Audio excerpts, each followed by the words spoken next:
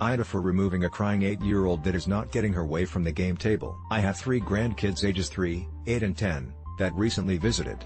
They all are great kids that are well-adjusted and generally well-behaved, but the middle one has a bossy temperament and a manipulative streak. The 8-year-old will start crying if she does not get her way, and her parents' technique is to reason with her. I asked the child if she would give me a hand in the kitchen, for which she replied, "No, I don't think so." I said nothing and moved on to the other kids and asked them.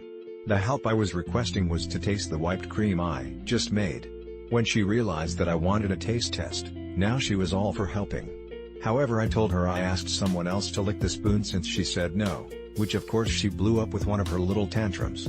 Apparently I was being cruel for treating her that way and she was instantly coddled by her mother. The second incident was after dinner when I was in the midst of cutting the cake. The child pointed to one to lay claim on it. Her father stated that the slices were big and to cut them in half. The child instantly started crying and said that she did not want hers cut in half and cried more when I started to cut. I said, "Why are you crying? You can always have another piece."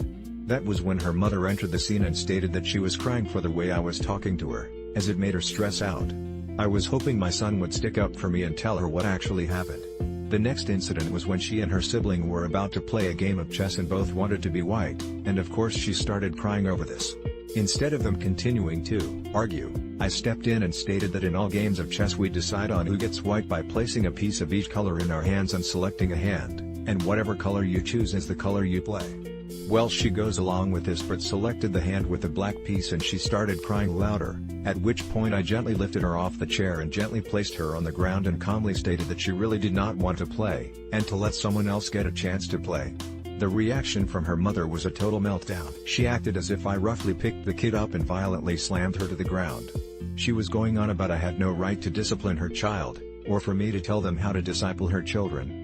She was actually yelling at me in front of the other kids and told them they would never visit again because of the way I treated that particular child. My wife and I were both dumbfounded by her reaction and wondered if some type of underlying psychiatric issue unknown to us that just unraveled. It really was that bad. So is Grandpa the evil?